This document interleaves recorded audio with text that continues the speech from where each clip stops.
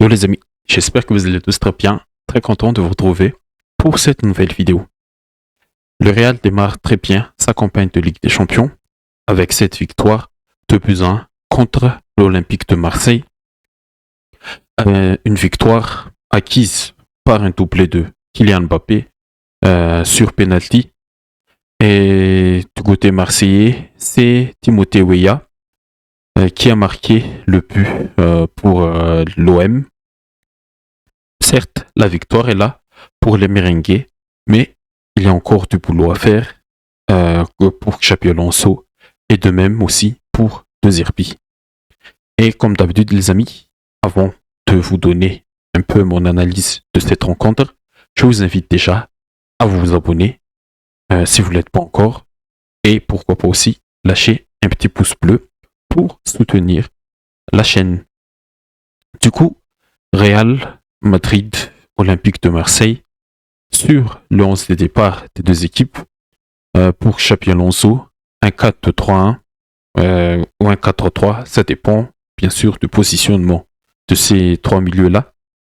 Mais bien sûr, Courtois dans le but, Trent qui a démarré, mais 3 minutes plus tard, il a été remplacé par Carvajal à cause d'une blessure à la cuisse gauche, je pense. Mais Carvajal est rentré à sa place. L'axe central, Militao Hussein. À gauche, Carreras. Au milieu, Valverde et Tchouaméni. Et pour soutenir Mbappé seul en attaque, on a eu quand même la titularisation de Rodrigo à la place de Vinicius. Ça, c'est une petite surprise aussi. Et quel est le message que Xabi Alonso veut envoyer à Rodrigo et à Vinicius? Parce que depuis quelques matchs, ils se sont échangés leur place de titulaire. Vinicius n'a pas démarré 2 fois et Rodrigo aussi de même. Mais on verra pour les prochains matchs. Mais on a eu Rodrigo ce soir avec Kühler en 10 et Mastantuono sur l'autre côté. Et pour Marseille, j'ai bien aimé le 11 de départ concocté par De Zerbi. Ils ont essayé de jouer avec leurs armes, pas un système que je vais dire avec peur, mais ils ont joué un 4-2-3-1 aussi. Rulli dans les buts, superbe match de Rulli. Peut-être que je le mettrai homme du match malgré le doublé de Mbappé. Pas Mbappé, mais Pavard à droite de la défense. Balerdi, Medina dans l'axe. Balerdi titularisé à cause de la blessure, commotion cérébrale de Aguerd. Et Medina aussi, très solide, les deux défenseurs. Emerson sur le côté gauche. Au milieu, Aubière Kondogbia, que j'ai aussi trouvé solide, mais il a quand même quelques défauts à régler et surtout à fond. Le classique ce week-end contre Paris. Et Greenwood sur le côté droit, O'Reilly en tant que numéro 10, le buteur Weah sur le côté gauche et Aubameyang en attaque. Côté Real Madrid, les 5 premières minutes étaient plutôt bonnes. Ils ont mis beaucoup d'intensité, ils ont mis un bon pressing pour déstabiliser la relance des Marseillais. Parce que oui, avec De Zerbi, on relance aussi, on essaie de relancer le ballon, faire tapage, le gardien, les défenseurs et les milieux. Mais le Real a essayé quand même d'aller presser cette phase de relance-là. Et ça a bien plutôt marché, je dirais, sur les 10 premières minutes. On va voir un peu. Ouais, sur les 3 premières minutes. Et après, sur les 15 premières minutes, on va dire ça, ils ont essayé d'aller chercher très haut les Marseillais. Comme ça, un peu comme ça. Voilà. Et il y avait toujours un bon pressing avec beaucoup d'intensité. Et ça a créé pas mal de d'erreurs techniques côté Marseille. Marseille qui a essayé de relancer pas, mais qui est un peu joué avec beaucoup de stress durant ces 15 premières minutes. Et ça a beaucoup généré d'occasions pour le Real. Les occasions n'étaient pas créées par du jeu côté merengue, mais c'était surtout une exploitation des erreurs commises par la défense de Marseille, à l'image de Balerdi, de Medina, d'Emerson, parfois aussi de Kondogbia, qui n'arrivaient pas à vraiment assortir le ballon proprement de leur camp et d'aller exploiter l'espace, bien sûr, derrière le dos de la défense du Real. Et à part cela, la connexion Kühler-Mbappé, confrontée sur ce début de saison, on ne l'a pas trouvé. Il y avait une action où Kühler, il pouvait lancer Mbappé, mais il a préféré frapper. Ça n'a pas marché. Rodrigo sur le côté gauche, il a été bien tenu par Pavard. Pavard, son match, je l'ai trouvé très correct face à Rodrigo et après l'entrée de Vinicius aussi. Mais Pavard, il était solide, tout comme Emerson, malgré que Mastantuono, sur des séquences, il a quand même fumé sur un petit pont. Il a quand même déstabilisé sur ce côté-là. Mais j'ai trouvé quand même que Marseille, ils étaient en place tactiquement. Ils ont fait leur match. Mais il manquait, je ne veux pas dire il manquait, mais ils ont encore eu beaucoup de stress. Le stress de jouer un match de Ligue des Champions, de jouer au Bernabeu. Je pense que l'ambiance et l'environnement n'étaient pas la même si tu as joué ce match-là au Vélodrome, bien sûr. Mais je pense qu'il a fait ce stress-là côté marseillais. Mais dès que Marseille, quand même,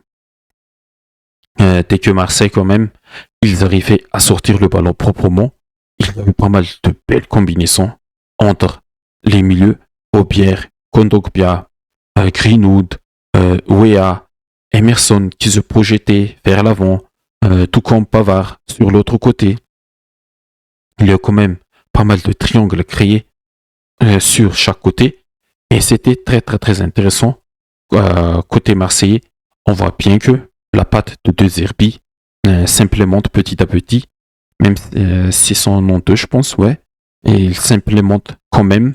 Et des fois aussi, quand Marseille a le ballon, les latéraux, ils rentrent à l'intérieur du jeu pour amener plus de surnombre au milieu et contrôler ce milieu de terrain-là.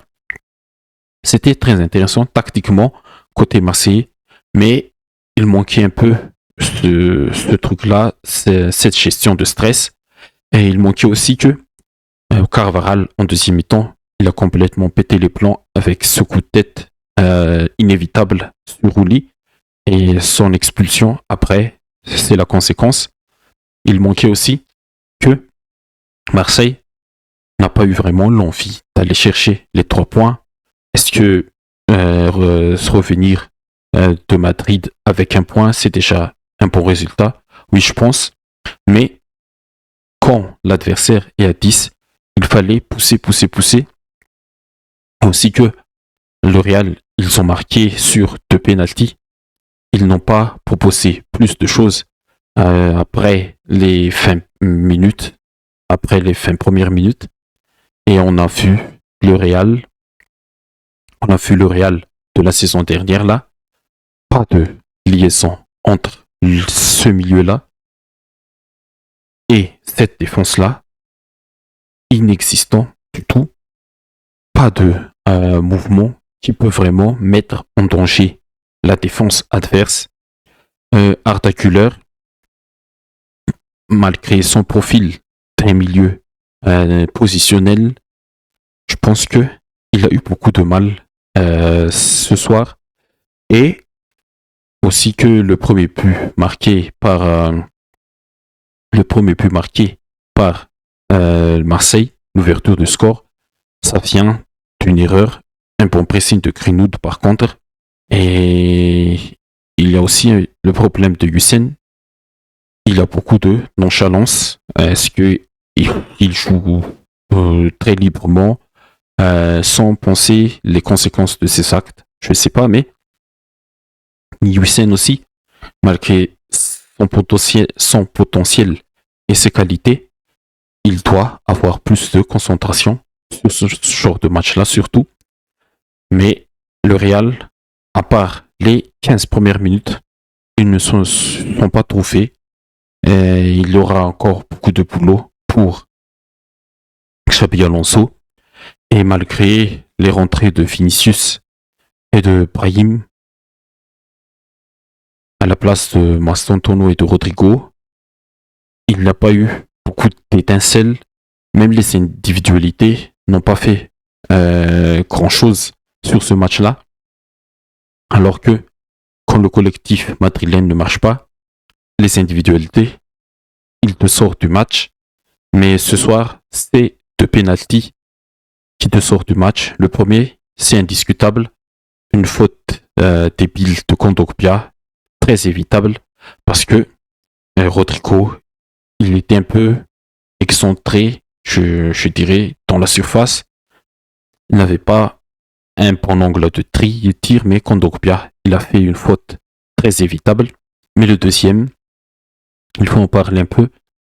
Le deuxième, oui, le ballon touche la main de Medina, mais je pense que tu ne peux pas siffler penalty sur ce short d'action-là, parce que dans la règle, le ballon touchait une autre partie du corps en premier, et c'est dans la continuité de son tacle que le ballon, il a touché sa main. Le ballon le fait comme ça, il doit avoir ses mains pour amortir un peu sa chute lors de son tacle, mais c'est comme ça. L'arbitre a donné le penalty et on va pas s'attarder sur cela, mais sur le match en globalité, pas vraiment de spectacle. J'aime beaucoup les équipes qui produisent beaucoup de jeux, beaucoup d'intensité et beaucoup de contrôle aussi, de bon contrôle, de bonne gestion. Mais ce soir, c'était encore coussi-coussa, si on peut dire ça. Mais je pense que tout au long de cette saison, on espère qu'il y aura d'évolution, que ce soit pour le Real, bien sûr, surtout pour le Real, et de la continuité pour cet Olympique de Marseille-là, parce que le potentiel est là pour aller vraiment chercher quelque chose de bon cette saison. Et voilà, par contre, côté Marseille, O'Reilly, je pense que c'est difficile. Est-ce que Angel Gomez n'était pas disponible ce soir pour un peu... Il était là, Gomez. Il fallait faire rentrer Gomez pour amener plus de peps au milieu, je pense. Mais je pense que c'est ça le petit reproche que je donnerais à cette équipe marseillaise. Ils n'ont pas osé un peu plus par rapport à leur supériorité. Il fallait pousser et mettre vraiment ce Real encore très prenable en difficulté. Et voilà les amis, c'est tout ce que j'ai à dire sur ce match-là. La Ligue des Champions est de retour, ça fait plaisir quand même. Et dans les autres matchs de la soirée, on a eu quand même la victoire poussive d'Arsenal 2-0 sur le terrain de San Mamés. Une victoire magnifique quand même de l'équipe belge, l'Union Saint-Gilloise, 3-1 sur le terrain du PSV. La remontada de Karabakh contre Benfica. Le match de fou, 4 partout contre la Juventus et le Borussia Dortmund. Et Tottenham qui assure l'essentiel 1-0 contre Villarreal. Et demain, bien sûr, on aura Bayern Chelsea Liverpool, Atlético, PSG, Atalanta. Mais on se focalisera surtout sur ce Bayern, Chelsea. Ok les amis, c'est tout. Si vous avez aimé, n'hésitez pas à liker, commenter, à partager. Et surtout, n'hésitez pas à vous abonner pour ne pas rater les prochaines vidéos. Je vous dis à la prochaine. Bye bye.